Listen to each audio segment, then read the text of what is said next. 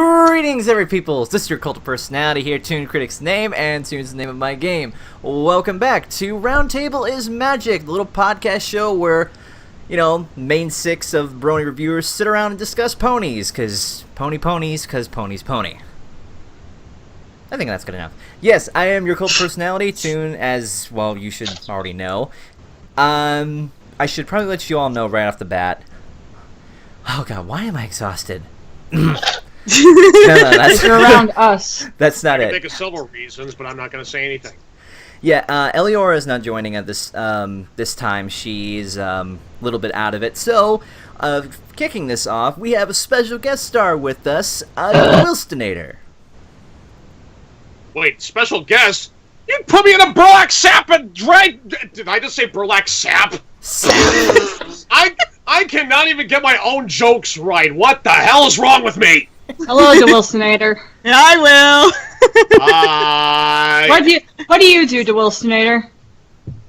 For those of you who don't know, I am a voice actor, I am a singer, I'm a reviewer, I'm a video producer, I'm pretty much anything under the sun that you want me to be. He's the blue team spy, and he's insane. Kill him with fire. Yes, I am the blue team spy in Analysis Anarchy, and yeah, pretty much what they said. I am just borderline crazy. Pretty much. That's unfortunate, because that means the only red team member here is kind of outnumbered, voice of reason. Luda Summoning Dragon. That's the best you have? Okay. Well, damn it, it's either this or I could make a tsundere line about Ember. Oh, man. Start a freaking counter for those. Alright, we also have the usual Golden Key duo of Golden Fox. Why are people forgetting their intros? Seriously? Oh, I completely forgot I was mute the whole time. Ah. Whatever. I'm Golden Fox. He's our Fluttershy. Voice is our Applejack. I'm I got my reviews if you want. Oh, Keyframe, who is our Pinkie Pie. And Death to the Dragonlands! yep, saw it coming. Wish death upon everything! Because death is my only friend! Hello, You and everyone. How Thanos- are you doing today? You and Thanos must get along really well then. Yes, hello everyone. I am Keyframe. I am your co-host for this podcast. We are also joined by the lovely and talented Lightning Bliss of the Lightning Bliss channel. How are you doing today?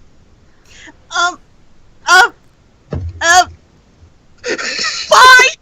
She is our group's Twilight Sparkle. Hello, my name is Lightning Bliss, and I'm an alicorn, and I will murder you with my twink if you keep calling me cute in the chat room. She also likes I can rainbows. testify to that. She will do it. Rainbow bright, see the shining light. Sing And it today's- right, or I'm gonna shoot you up. I don't know, See, Rainbow Bright's I- kind of overrated. Anyway, let us get And into so- You're dead. You're dead. I- You are so dead. And just telling the chat, I promised ToonKritic that I wouldn't be difficult this week, so I am just going to talk like this, and we're going to have a lovely podcast. So, Toon, what is today's episode we are discussing? You sound so generic when you're talking like that. Forget I said anything, fine. You can go back to being your usual self. Nah, I think I'll stay like this. No, really, I Actually- insist. Yeah, No. Actually, give me 1 second. I'm just switching mics because my Skype on my computer is finally fixed. Oh. That is Okay, so continue without me, and I'll be back. Okay, Okay. voice of reason. What was Everyone today's just in the episode? chat room. I ToonKritic? think they just all want to die tonight. Yeah. So, ToonKritic, today's episode is about dragons. back. Yeah, oh wow, that was quick. Okay. Voice, you might want to boost up your mic a little bit. Okay, call, or is it tools, options, audio settings. It's all the way up. Oh wait, oh, wrong mic. Oh, come on, really? Man, 1 second. This is our very professional MLP podcast. Oh, yes, it is. This is why we don't edit anything out. We keep it natural. As you can see in the Twitch chat below, we are doing this live on Twitch for all the lovely people who decide to come here. Vagina boob.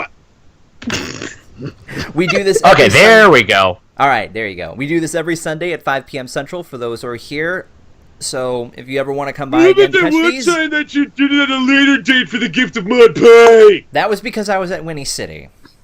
Also WrestleMania. Also WrestleMania. And we will be doing it at a later date next weekend because half of our team is going to be at BabsCon. Correct. So... Well, there's no new episode next week. Yeah, there's no new episode. Okay, you know what? We've dawdled along on this. Okay, so today's episode, as we can see in the upper right corner, is Gauntlet of Fire. It is a Spike episode where Spike is summoned to a event. Spike episode? Says nobody ever. Although, there's a lot of people who say that, surprisingly. Mm-hmm. In case you noticed, Will is our Spike, so... Yeah. So, as always, we assume that you've watched the episode already, so we are going to go... Get out! Then we are going to start with just talking about one thing that we enjoy and pass it along, and then after, pass it along to each other about the aspects we didn't like. So let's start it out with the host of our show, Toon. Okay. So, yeah, I'm not gonna synopsis this episode. I just briefly said that it's about dragons. Spike does things! Spike does things, yeah. Okay, so what I liked about this, and I'm only gonna pick one thing, let me think. I liked that Spike gets a little bit more to do here. I was initially worried about the first Spike episode of the season because usually Spike does not get the good end of the stick. But here, I like that he has more to do. He's how should I put this? He's put into a bigger situation to where there's a lot more at stake than some of the other episodes. Like you see Spike at your service. He's like being wow, I don't think I even need to say. You know, it's that episode where he turns into a slave and everybody hates him. Here, I think the stakes are a lot higher, given how actiony this episode is. And I like that through it all, he still maintains his demeanor. He doesn't try to do anything really different. He sees the best in everybody, and I like that. I like that he has something to do here. So, yeah, I'll pass it on to Key. Okay. Bit stuck in my throat. Okay. What I enjoyed about Gauntlet of Fire. Please stop. Well, it help. In all honesty, it helps because I have to do BabsCon stuff later. So if I have my voice at this, it will feel better later. Okay. Fair enough. What I enjoyed about Gauntlet of Fire was merely the expansion of the dragon species and lore. Because, like Luna and Celestia said at the beginning, there are not a lot of things known about dragons, and we knew that from Dragon Quest. And the fact that we got this expansiveness by how the dragons have sort of a begrudging monarchy with whoever is the Dragon Lord and all that stuff. It was just all really interesting by the fact that even though there's a lineage, because they call Ember a princess, they don't just pass down the lineage. Everyone has a chance to be the Lord.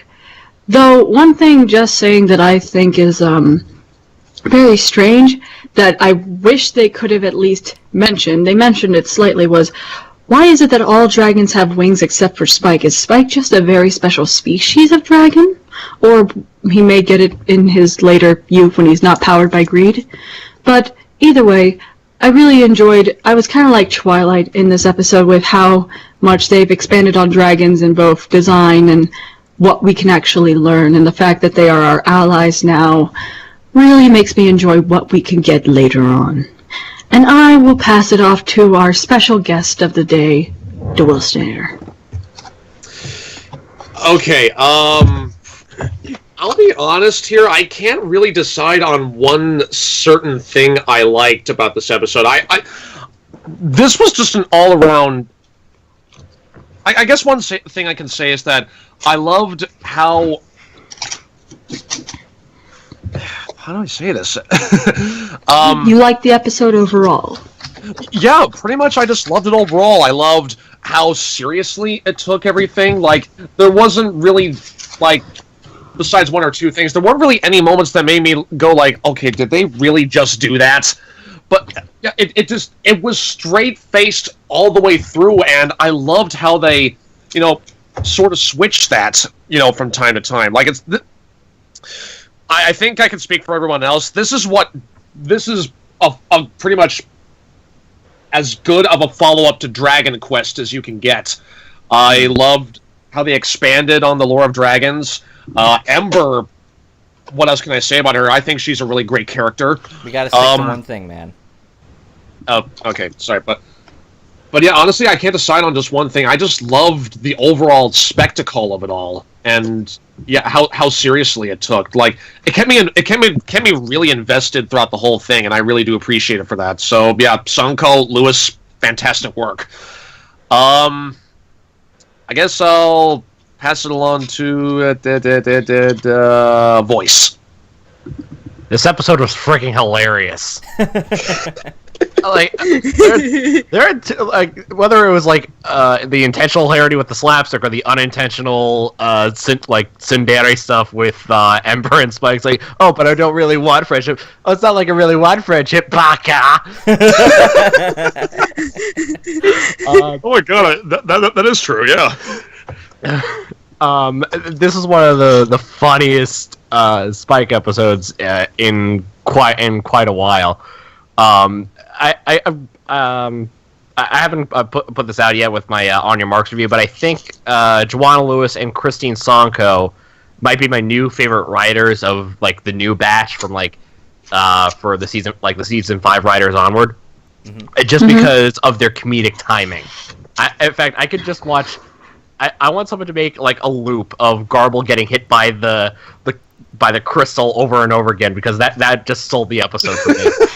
Was this duo writers the same people who did Castle Sweet Castle? Yes. Yes. They did Castle Sweet Castle, Rarity Investigates, and The Hooffields and the Colts. Okay, they were the first duo writers, because now we have the brother duo too now. So okay. Yeah, the Fox people brothers. who did The Gift of Mod Pie, yeah. Yes, the Fox brothers. Speaking of Fox, I pass to you. Hey. Okay. One thing, Poxy. I'm tempted to make a joke here or a reference, but that's already given one thing away. All right. Say it. Okay. I actually do like. I like where they were going at with the dragon lore by the use of the character Ember, and that she was proving everybody wrong. That it doesn't just take strength and brute just to get the gauntlet. And I think that's a very good direction and a pretty good lesson in previous of Worthy or something. Yeah. Also, can I just say that Rarity looks so adorable with the bow on her head? Of course you would say that. I'm the only one that thought that. Okay, in all seriousness, though, Ember, I think, is what really helped the idea of what to do for the lore of dragons, as I pointed out earlier, and pretty much what everybody else said at this point. Yeah. I really do like Ember as a character. Some people thought that what was it? That her father just suddenly turning around saying, oh, okay, I guess you were right. Well, here you go. You're the new Dragon Lord now. Like, people were apparently upset at, like, the sudden turnaround. And I'm like, oh, she didn't use her smarts or anything. She kind of just did, like, such and such. She wasn't really doing anything. I disagree. She did a few things in this episode, and she got some good development out of it, too, so... Yeah, honestly, kind of going back off of that, it's, she did use her smarts a lot. And honestly, I felt the turnaround from King Torch felt very natural. Yeah. I didn't see it as rushed, and like, oh, that's sneeze. Excuse me. Gesundheit. Good point. No, thank you. But yeah, Ember, she used what I think a lot of dragons could have done, like using reinforcements and using Spike as someone to backup, and that second set of eyes. I thought that was really, really smart. By the way, who is the VA for Ember? Ember? I can quick look it up while Lightning Bliss goes on to her stuff. But I know she's new. She's nobody we've heard before. Oh, Miss, it's Ailey Milner. A-L-I. Allie Milner. Name, yeah, Allie Milner. I tip my hat to thee. She did a great job as Ember. Also, I call Lord Torch Australian Napa. You thought that too? Yes. Oh dear. All right, let's pass this along. Bliss, what did you like about this episode? Bliss. Well, there you go. I'm here. Just having a small argument in the chat room because somebody is in denial about my size. They said I'm as small as Princess Flurryheart. Please. No. That's just an insult. I'm not that small, so get it through your head, sir. That Besides, said, her wings are bigger than yours. yeah, way bigger than mine. What did you like about this episode, Lightning? What did I like about this episode? You know, everybody's kind of touched on the things I did like, but here's something I kind of got a chuckle at, and kind of like a hopes too. It's the fact that Celestia and Luna were actually taking time out of their busy schedules to sit and visit with Twilight in her castle. And I even got a chuckle at the fact that they said, you know, it's very hard to just get away and just hang out for a change. And then Celestia says, yes, because every pony always needs our help in something. So I'm like, Bullshit! was that a tease? Was that a shout out to the fans, or was that an actual tease that we're going to get to see them in action, actually doing stuff in the future? Oh, so I actually liked that a please. lot. So yeah, I'm really hoping that was a hint that we're going to have a Celestia episode, or we're going to actually have an episode where we see them in action doing princessy things. You know, actually see what they do on a daily basis. So, yeah, that's what I liked. That little subtle hint. Very nice. Okay, now we move on to what we didn't like. Now, a majority of us enjoyed this episode. Like, we don't really have anything to majorly complain about. Mr. Dr. Awesome Tutu, I do not appreciate the comment you just made to me. Would you please refrain from that in the future? Otherwise, yeah. Oh, okay. Yeah, but I have one thing that's not much of a complaint, but more of a thing that I wish we could have saw more of, if I can talk about that. Go ahead. Like I said, the thing that I enjoyed so much about this episode was the fact that we got more expanse onto dragon lore and their culture. I really like that. This fact that, you know, we rarely ever see dragons except for Spike. However, one thing that kind of got me in a way that I wish we could have gotten expanded upon, and we have the possibility to in the future, is what does dragon magic work like? Like, we got expanded to their lore and how their society works, but not how the magic of dragons work. Like, we know they can fly. We know that they can breathe fire. We know that they have at least some sense of invulnerability, that the fact that they can get crushed by these things and not die. However, especially when Spike grabs the staff, and he has this magic flow through him, and his pupils dilate and stuff, that it seemed like it was supposed to be a more epic thing than just holding the staff aloft. I felt like a magic went into him, just like how a magic went into Ember, that feels like there should have been like a slight transformation, or that there was more of an expanse in the power inside of himself, because with the fact that you become what is essentially dragon royalty, that thing would kind of grant you a power that would dictate you to be royalty more than just this thing. And I wish they could have expanded upon that, or, like I said before, I wish they could have been like, you know, he doesn't even have wings, or say what kind of dragon he is, like, just as a mention so we can have something to expand upon. I do hope that in the future we do get more of it, because we have Ember and everything, and we've only seen a little bit of the Dragonlands. So, you know, you have a very mythical creature with dragons, and I feel like we could get more, especially with Twilight saying that, she can message Ember whenever she wants. You know, and that was my somewhat complaint. You know, actually, that brings up an interesting point, because if they're still going through with that Guardians, or the Legend of the... What is Guardians it of Harmony? Guardians of Harmony. That's a good way to possibly explore more of the dragons, if they decide to go all over. And it's more focused on fantasy. That would be cool. So, it would be. I think it So, would be nice. Alright. Yeah, actually, before I go on, I don't know how to make someone a mod on Twitch, so... You click on their name, it should give you the option to mod them. The icon is a little lightning bolt. Oh. Okay. Mm-hmm. Yeah. Ellie, just quickly type in the chat, and I'll make you a mod real quick. Who do you pass it off to? I shall pass it off to Lightning Bliss.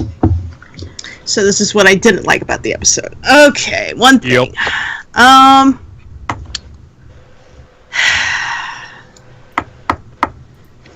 I feel like I didn't learn enough from...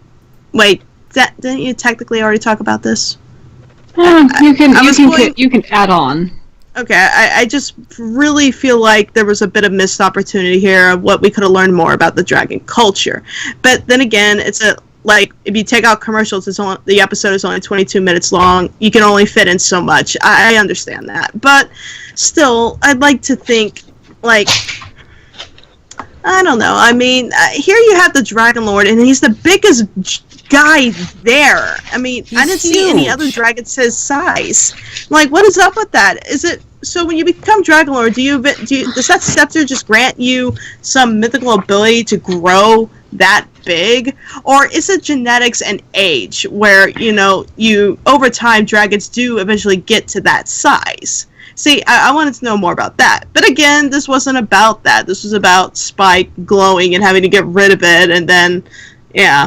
But, yeah, I just feel like maybe a little bit more could have been thrown in there just to keep me more inquisitive. Because, yeah, like Keyframe said, I was a huge Twilight nerd at this point because I was like, I want to know more.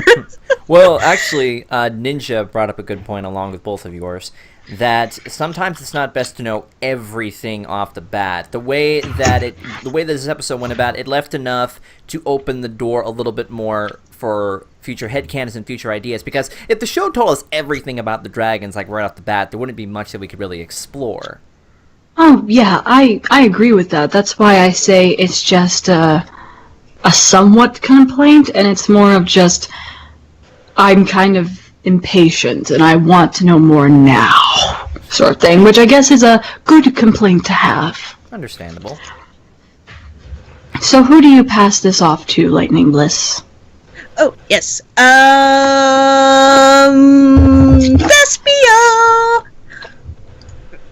Alright,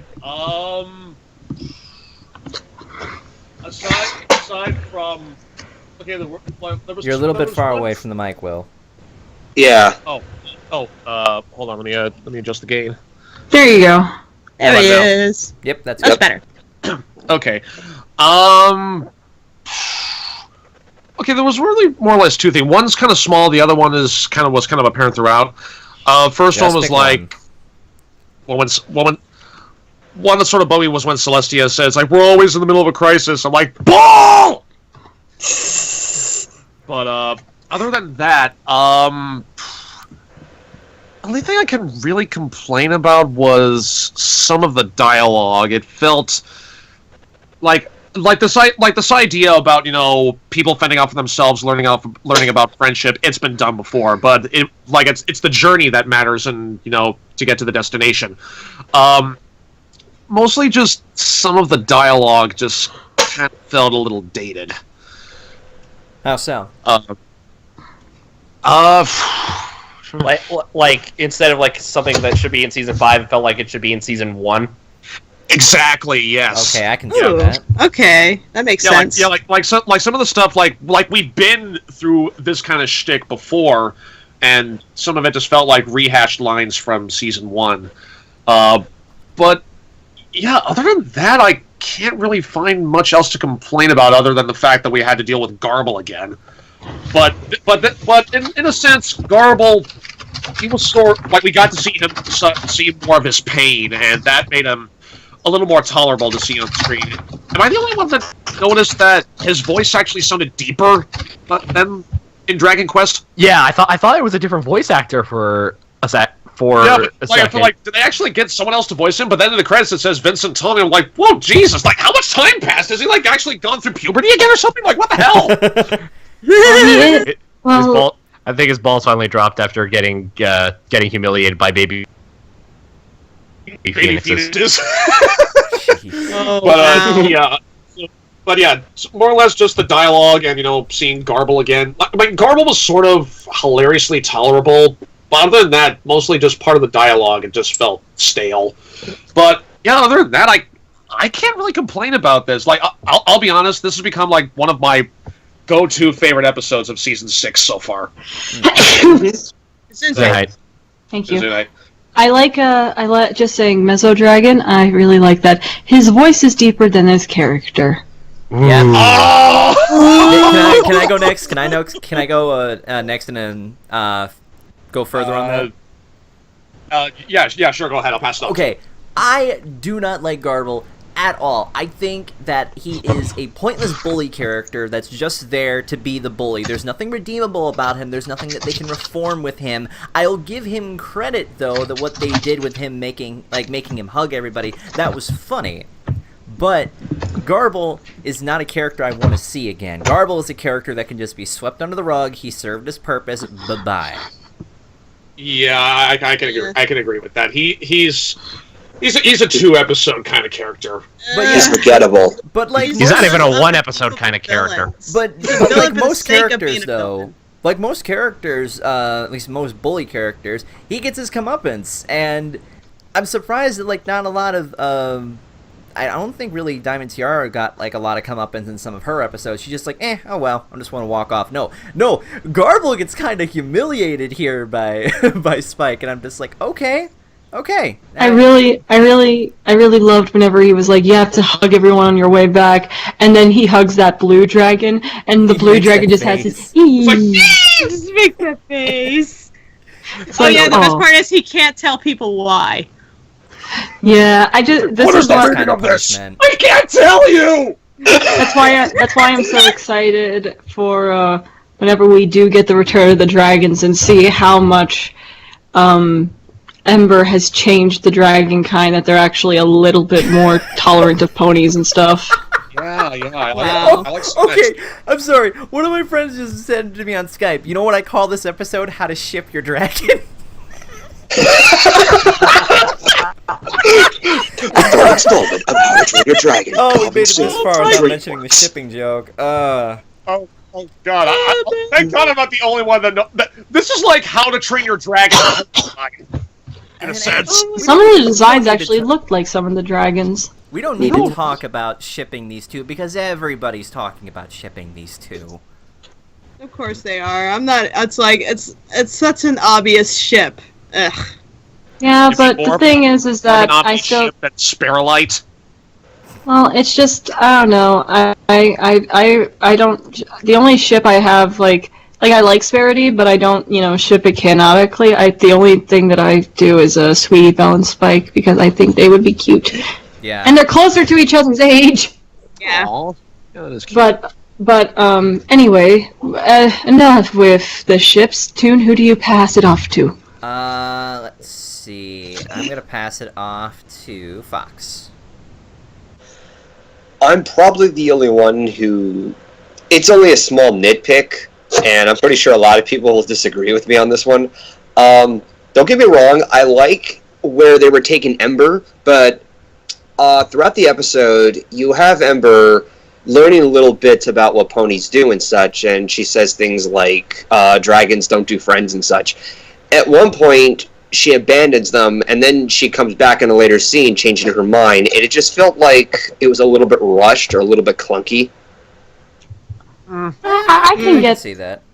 I can see like that. that. I can see that, but as just a retort, the thing is that when she left, we sort of had this time jump of them in those maze caverns for so long, so I can take the assumption that they were there for quite a while and she had time to brew on it and actually feel lonely. Yeah, I actually agree with her on that. That makes sense. Okay, I probably would. Like, okay, I don't want to go too off a tangent, but I don't like when people say that they probably may have thought of something off screen. I mean, if they give a proper allotted amount of time inside show canon sort of thing, then I can understand it. Yeah. It's sort of a thematic choice. Yeah. In some ways, I can see how people would perceive that, but I like it when things are like told up front instead of leaving you to guess or assume. Okay. So I'll just leave it at that. Pass on to last but not least, voice. The first act of the episode, I did not like. The reason I didn't, the reminiscence of Dragon Quest. Oh. I've mentioned like countless times I despise that episode. Oh. And like the constant reminders of like the spiky wikey the spiky wikey talk from Rarity, Garble existing. It's like some of the setup for Spike's adventure, it just all like bad flashbacks to that awful episode. See, I'm going to. You know what? I could imagine like a scene where Voice is just standing there remembering about Dragon Quest, and of course you hear that loud dial tone breakdown sound from the crystalline that Starlight Glimmer had. It's just all. I just imagine the Saving Private Ryan's D-Day scene. Like that's what's going on in his head, but it's everyone's face is just photoshopped of Garble and Spike. But I politely disagree because when I watched you and Buck's review of Dragon Quest, I was on Buck's side during it, because while I will not say that the episode is perfect by any means, I actually quite enjoyed that episode. But when you mean first act, you mean everything before the Dragon Lord is introduced? Pretty much, well, before the competition starts. Pretty much because like it started like the way it's set up, it feels like it's gonna go like one way. Is like, oh god, like, oh, Spike has like the whole like setting up Ember's character with setting up that Spike has to complete these challenges to prove that he's a real dragon. Yeah, and the whole thing with Ember is like she's gonna get the scepter in the end. It's like why introduce her in this like very stilted way. Speaking of Ember, am I the only one that noticed that like when you first see her in that armor, like before she's saved by Spike from drowning, am I the only one that noticed that her scales were like a different shade of green instead of blue after her mask when her mask was taken off? Magic. I did not see it. You know, it's funny, because you can say magic and get away with it this show, because it's a good enough excuse. We don't know. There's no actual reason. We could just say magic. Magic. It solves everything. But I mean, I guess I could assume that maybe it's some chain link armor, but I would have to watch it again to just see if it's an animation error, because that's another thing it could be, or the water on top of her scales or something. There's a bunch of things that you can use. I guess. Can someone also really quickly explain to me why everyone in the chat was going, Ember, you will remember? I'm guessing that's a... that is a Danny... You do... Danny Phantom, hello! The answer to your question, Zach, is that there was a villain character named Ember, played by Tara Strong, who was a rock star ghost who had the power to hypnotize people with her song. And the more attention she got, the more her power became more powerful. And one of the songs she performed was Ember, you'll remember. Just look it up after this and you'll see what we mean. I'm definitely going to. I've only seen a little bit of You've probably seen pictures of her. She is the blue fire-haired ghost. Yeah. I do like the design, though. Oh, okay. People in the chat apparently say that the scales were painted. And, okay, yeah, I do remember seeing something coming off the scale. So, yeah, okay, that makes sense. Okay. That makes sense. It's a good way to disguise herself. But I have a question for the chat, and thus the people watching this when it goes on YouTube. Oh, boy. This week's question is, what aspect of Dragon Lore do you want seen explored upon either this season or future on in the series? And do you want it to be another Spike Ember episode, or Twilight and Ember? And also, if you hear this, put put Dan Avadaniel in the chat. Another Game Grumps reference. Oh my god. Yes, So- because we gotta have a bit of sex bang. So, I guess our general opinion is that this was a good episode with a few flaws. Actually, starting this episode, we're going to be doing something called power ranking. Before we end this off, we are about 4 episodes into this season? 5. Five. Five. Technically 5. Technically 5 if you yeah. count. I'm just going to put the 2-parter as 1 episode then. Yeah, so it'll be 4. Okay, Yeah. so I'm going to write this down. So, what is our consensus so far? We have the Crystalling. We have Gift of Mod Pie. We have On Your Marks. And now we have this episode. So, what has been the best episode so far? Gauntlet of Fire. Gauntlet of Fire. Premiere. Crystalling. I would say the Crystalling or Gift of Mod Pie. Hmm. Okay, touche. Like I would for me personally, I'd sort of rank them like this: Gauntlet of Fire, Gift of Mod Pie, On Your Marks, and the Crystalling.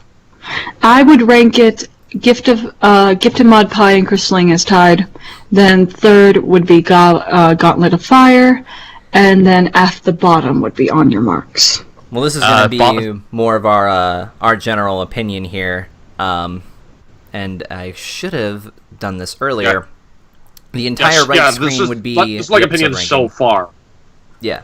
Yeah. So, let's Yeah, like- see. I'll put this in later, but... Yeah, you should. Yeah, make an Excel sheet. I'll make an Or- Excel sheet, sort of like something that I could put over in the right corner for the next episode, from when we do that, because then we'll have 5 episodes to work off of. So, while we can... Let's see. Our consensus is, so far, at least, is either Gauntlet or the Crystalling. So, what should take number 1?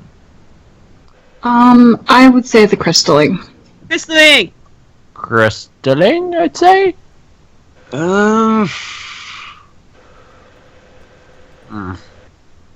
Boy, this is going to be a little difficult. You're I in deep could- thought. I'd still honestly say Gauntlet of Fire. I could suggest this. Everybody has their own personal rankings and such. We could just create a graph for... Well, I mean, we're just saying that we're agreeing on a general one. So, which one do you vote for?